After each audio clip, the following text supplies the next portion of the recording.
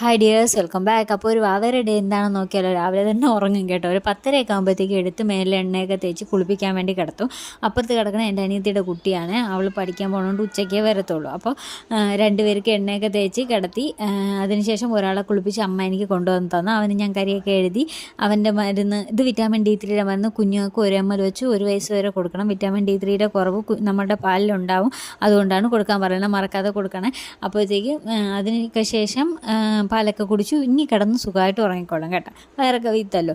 അപ്പോൾ അവന് രണ്ടാട്ടാട്ടുമ്പോഴത്തേക്ക് അവൻ ഉറങ്ങിക്കോളും. അതിനുശേഷം അമ്മ എനിക്ക് അടുത്ത ആളെ കുളിപ്പിച്ച് കൊണ്ടുവന്ന് തന്നു. അവന് ഞാൻ കരിയൊക്കെ എഴുതി പാലൊക്കെ കുടിച്ചവൻ പിന്നെ മരുന്നും കൊടുത്ത് അവനും ഉറങ്ങി. അതിനുശേഷം പിന്നെ ഇടയ്ക്കിടയ്ക്ക് ഉണരും. അപ്പോൾ നമ്മൾ ഡയപ്പർ ചേഞ്ച് ചെയ്ത് ഇടയ്ക്കിടയ്ക്ക് ഡയപ്പർ ചേഞ്ച് ചെയ്ത് കൊടുക്കണം. പിന്നെ മഴ ആയതുകൊണ്ടാണ് എപ്പോഴും ഡയപ്പർ ഇടുന്നത്.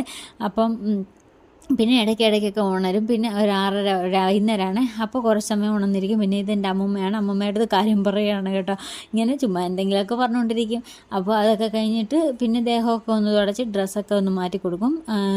രാത്രി പിന്നെ തൊട്ടിൽ കിടക്കത്തില്ല. എൻ്റെ അടുത്ത് കിടന്ന് ഞാൻ ശീലിപ്പിച്ചു. അപ്പോൾ എൻ്റെ അടുത്ത് കിടന്ന് സുഖമായിട്ട് ഉറങ്ങിക്കോളും. അപ്പോൾ അത്രയേ ഉള്ളൂ. Tata bye bye.